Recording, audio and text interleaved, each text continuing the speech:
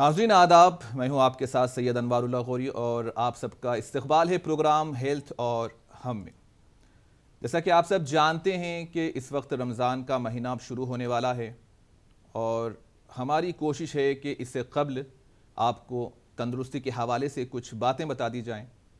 वो कहते हैं कि तंदुरुस्ती अगर न हो सालिक, तंदुरुस्ती हज़ार नेमत है। यानी कि इंसान अपनी तंदुरुस्ती उस वक्त यानी कि बहाल करता है कि अपनी तंदुरुस्ती का मतलब ये है कि वो बीमारी से दूर रहते हुए अपनी ताकत और एनर्जी को कायम रखे। और तंदुरुस्ती की वजह से ही इंसानी जिस्म के जो तमाम आज़ा हैं वो सही ढंग से काम करने लगते हैं। कहीं अगर ज़रा सा खलल तंदुरुस्ती के अंदर पड़ गया तो फिर हमें तरह तरह की बीमारियों का शिकार होना पड़ता है। फिर उस तंदुरुस्ती को दोबारा बहाल करने के लिए हमें मुख्तलिफ़ किस्म की दवाएं लेनी पड़ती है, कई किस्म की वर्जिश करनी पड़ती है, एक मखसूस किस्म के खाने हमें खाने पड़ते हैं, यानी कि परहेज़ हमें करना पड़ता है।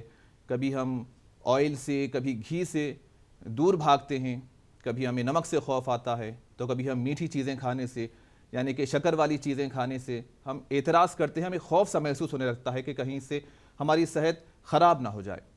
तो नाज़रीन, इस वक्त बता दूं कि इस वक्त जो एक मसला चल रहा है यानी कि डायबिटीज़ का, आप यकीन माने कि इस वक्त हर घर के अंदर 1 से 2 अफराद आपको डायबिटीज़ के मरीज़ मिल जाएंगे।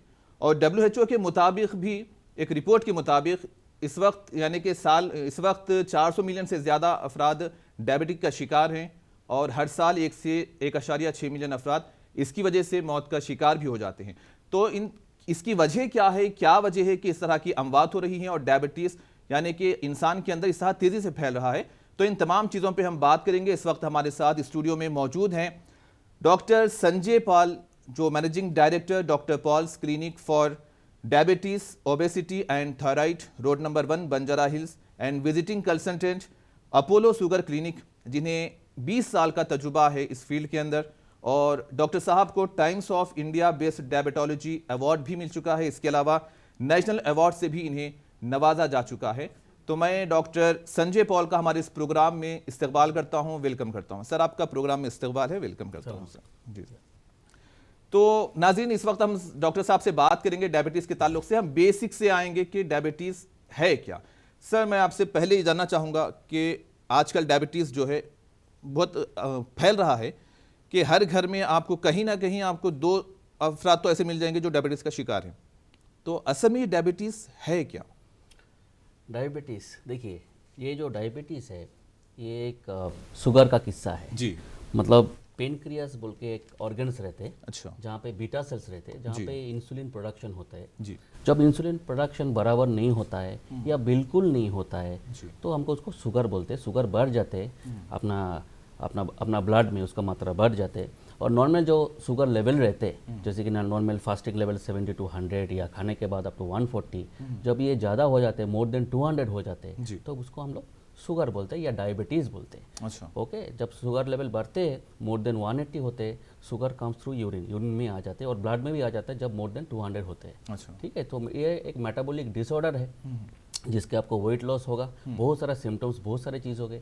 50% सिम्टम्स होता भी नहीं है। और एक चीज़ है जो प्री डायबिटीज़ है। अच्छा। जो प्री डायबिटीज़ डायबिटीज़ में कब होते हैं उन लोगों को खुद को भी मालूम नहीं है। अच्छा। तो इंडिया में रेट आफ्टर चाइना, पहले तो इंडिया थे नंबर 1, अभी after China India is the number 1 capital diabetes बन चुके हैं। Unfortunately Hyderabad is number 1 diabetic capital of India. जी जी, जरूर जी जी। तो इसकी क्या वजह है सर कि मेनली है खाना पीना।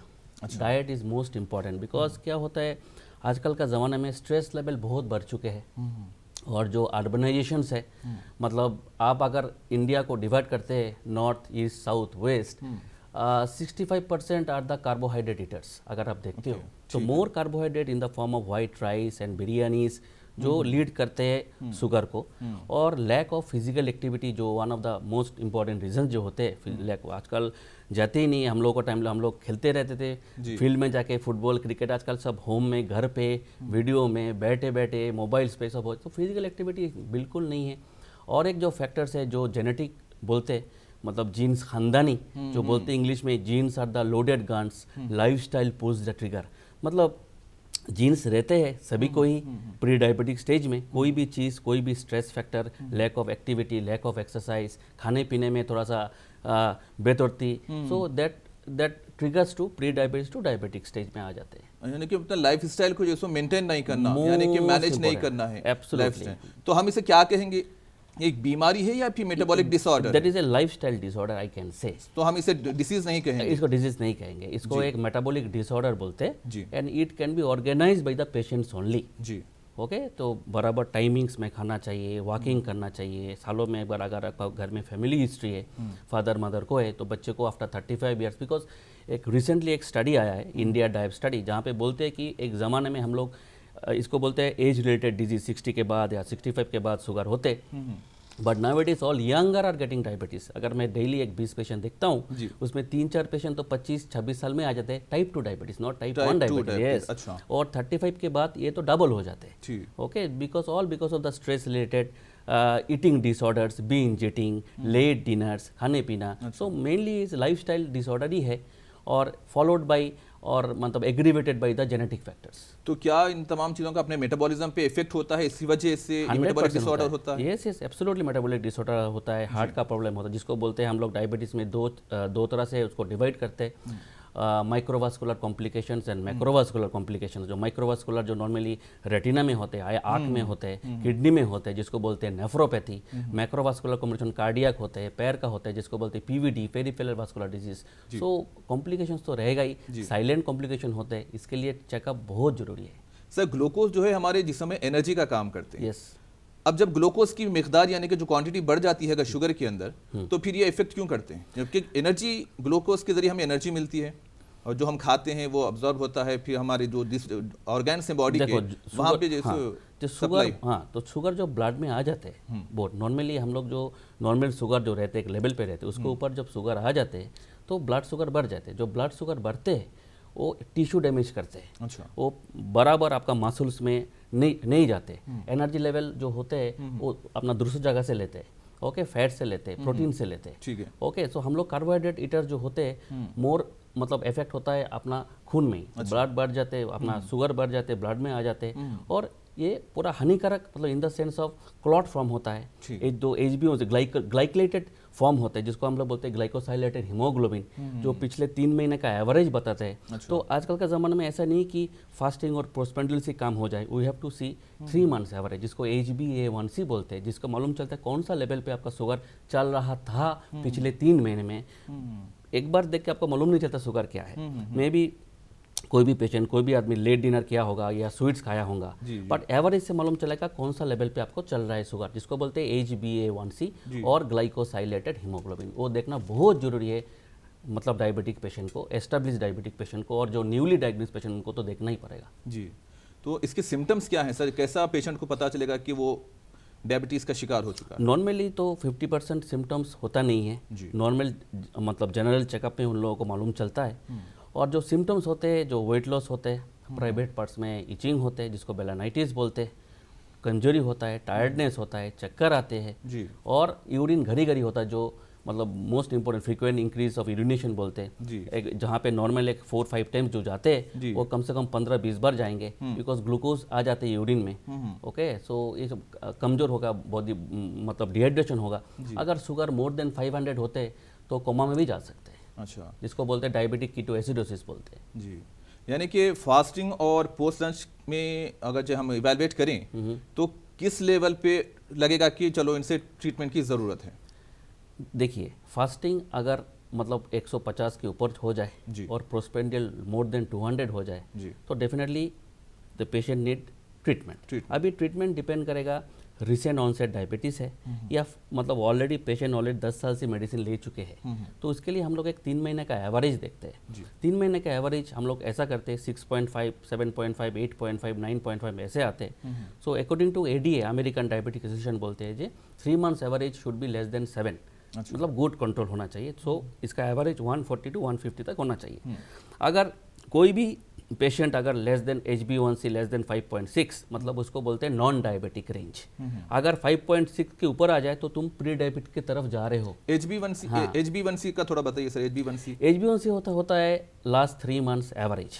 जैसे कि अपना खून का RBC का लाइफ स्पेन कितना होता है 90 to 120 डेज, मतलब ओके तो ब्लड सेल्स का कितना है 190 to 120 डेज, मतलब लास्ट 3 महीने में कितना ग्लूकोज लोड आपके ब्लड के ऊपर होता है। तो एक स्पेशल टेस्ट है, उससे मालूम चलेगा पिछले ये जो शुगर आया है आपका रिसेंटली आया है या पिछले 2-3 महीने से ही आपका शुगर था, दैट इज कॉल्ड एवरेज। तो उससे मालूम चलेगा कि कौन सा लेवल पे आपका शुगर चल रहा है, 150 पे चल रहा है, 200 पे चल रहा है या 300 पे चल रहा है। तो depending on the HbA1c 3 months average हम लोग ट्रीटमेंट स्टार्ट करते हैं। सो नॉर्मली हम लोग डाइट एंड एक्सरसाइज पे करते हैं अगर शुरुआत में है। अगर एवरेज मोर देन 8.5 और 9 ऑलमोस्ट HbA1c अगर 8 के ऊपर हो जाता है तो हम लोग टैबलेट स्टार्ट करते हैं। वैसे नॉर्मल इंसान के अंदर ये जो शुगर का लेवल है वो कितना होना चाहिए? अगर कोई डायबिटीज का शिकार नहीं है तो नॉर्मल इंसान के लिए क्या लेवल होना चाहिए? नॉर्मल में फास्टिंग में 70 to 100 होना चाहिए जी। और खाना खाने के बाद और any time of the day अगर मैं रैंडम करता हूँ या वेनस ग्लूकोज टेस्ट करता हूँ तो 140 to 150 होना चाहिए। तो recently ADA guidelines, American diabetic association guidelines बोलते अप टू 180 तक ठीक है, 180 तक मैं माफ़ कर देता हूँ, बट प्री डायबिटीज रेंज हमको देखना पड़ेगा बिकॉज कोई किसी को मालूम नहीं चलता कब क्या होने वाला है। एक प्री डायबिटीज पेशेंट 5 साल से प्री डायबिटीज है, सडनली मतलब जंप हो जाएगा डायबिटीज में, तो आपको अगर फैमिली हिस्ट्री है, लाइफस्टाइल डिसऑर्डर है, आप अगर ओबेस हो तो डेफिनेटली आपको एक सालों में एक बार तो 3 मंथ्स का एवरेज चेक कर लेना चाहिए। यानी कि नॉर्मल इंसान को 3 मंथ में एक बार तो अपना इवैल्यूएट करवाना चाहिए। जरूर। जी अच्छा सर, ये तो बात हुई डायबिटीज की, लेकिन इसके how many types of diabetes, यानी कितने अकसाम हैं इसके? हाँ देखिए, टाइप्स ऑफ डायबिटीज आजकल का जमाना, इंडिया में डिफरेंट टाइप्स ऑफ डायबिटीज है आजकल अगर देखें तो। नाउअडेज हम मोस्ट इम्पॉर्टेंट टाइप 1 डायबिटीज जिसमें बिल्कुल इंसुलिन डिफिशियंसी बिल्कुल जीरो है। ओके, कंप्लीट यानी हमारी बॉडी में इंसुलिन बनता ही नहीं, बिल्कुल नहीं बनेगा। अच्छा। उसको टाइप 1 डायबिटीज बोलते हैं, जिसमें इंसुलिन मैंडेटरी है।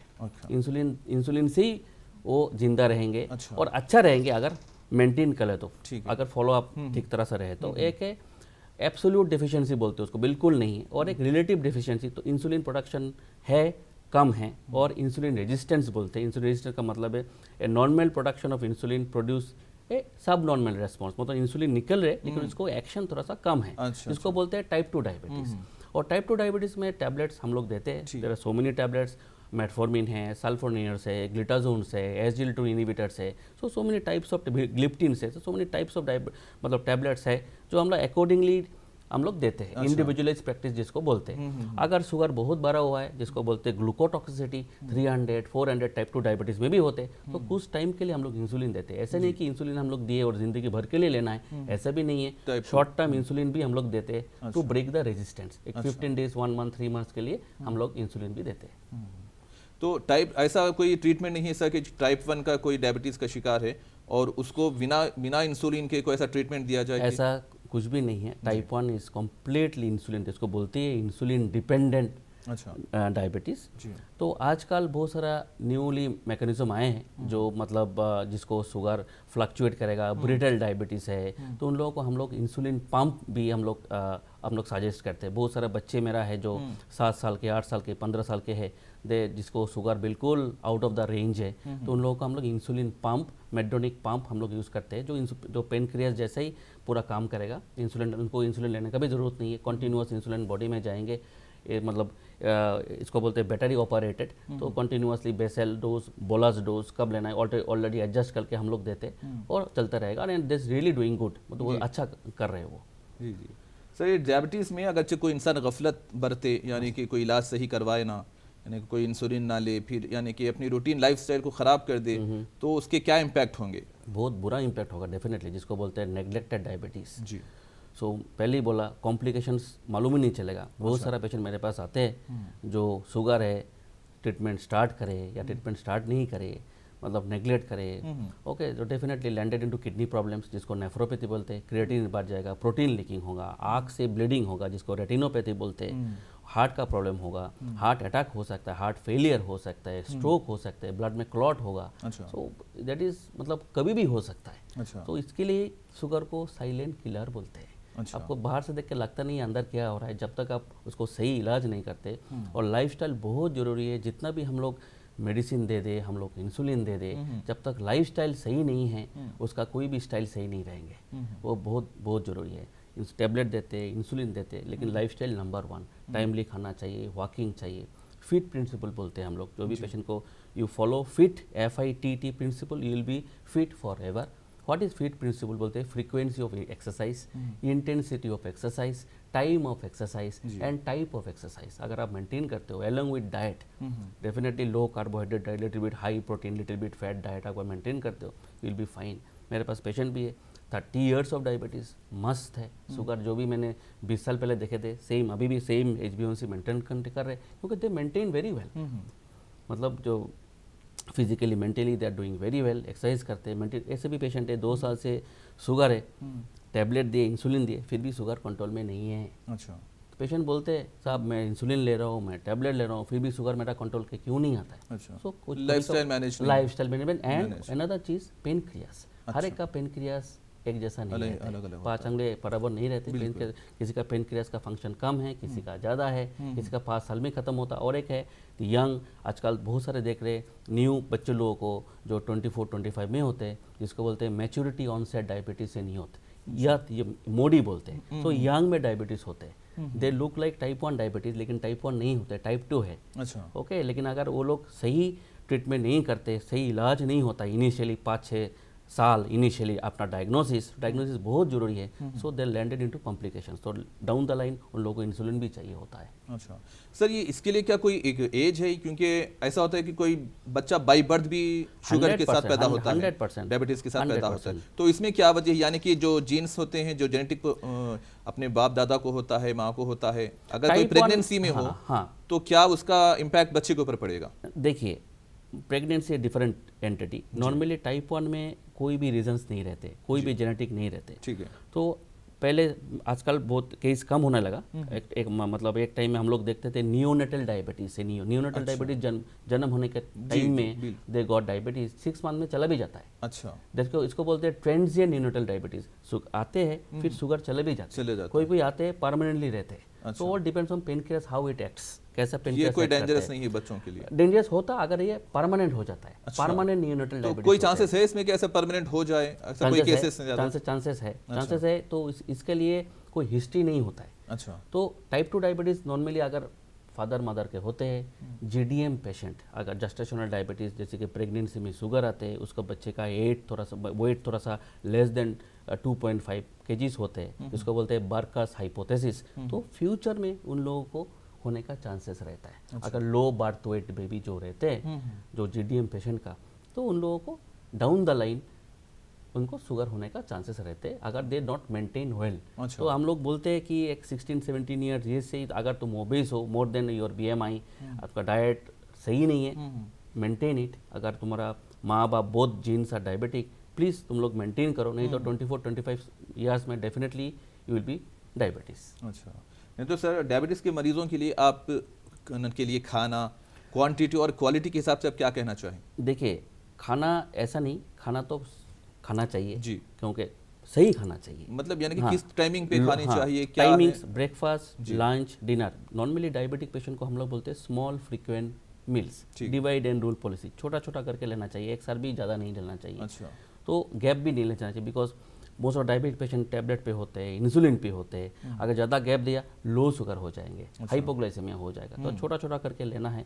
ग्लाइसेमिक इंडेक्स, ग्लाइसेमिक लोड देखना है। What is glycemic index? कुछ चीज़ ऐसे रहते हैं जिसको शुगर का कंटेंट ज़्यादा रहता है, तो आप नहीं ले सकते। जैसे कि हम लोग बोलते हैं जो एस्टेब्लिश्ड डायबिटिक पेशेंट होते हैं, उन लोगों को मैंगो, बनाना, सपोटा, कस्टर्ड एप्पल, काला अंजीर, खेजूर, नारियल चटनी, नारियल पानी नहीं लेना है। अच्छा। तो ऐसा नहीं है कि बिल्कुल नहीं लो, अगर शुगर कंट्रोल में है, ओके।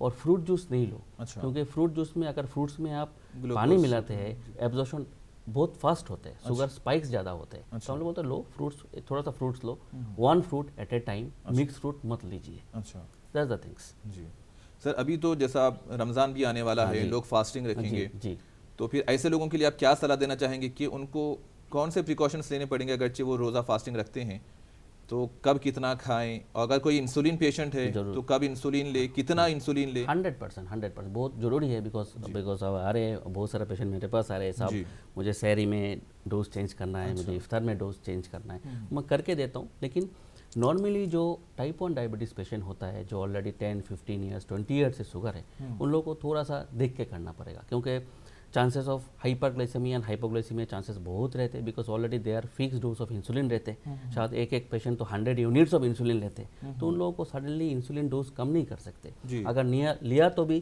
थोड़ा सा 50% डोज कम करके regular self monitoring of blood glucose जो ग्लूकोमीटर मिलते हैं, अगर आपके पास अगर सही आप रहना चाहते हो, आजकल न्यू एबॉट्स कंपनी का एम्बुलेटरी ब्लड ग्लूकोज मॉनिटर मिलते हैं, आप सेंसर चिप्स यहाँ पे लगा दो, अपना रीडर मिलता है, या सेल पे आप कंटिन्यूअसली 14 डेज तक आपका शुगर इस लाइक ए वीडियो रिकॉर्डिंग, आप आपका शुगर देख सकते हो, accordingly you can monitor. But be cautious, because dehydration का चांसेस ज़्यादा रहता है, हाइपोग्लाइसीमिया चांसेस ज़्यादा रहता है। डाइट बहुत मतलब सही लेना चाहिए, आइदर सहरी में, इफ्तार में, so that sugar should not fluctuate. And type 2 diabetes में तो आप ले सकते हो आराम से।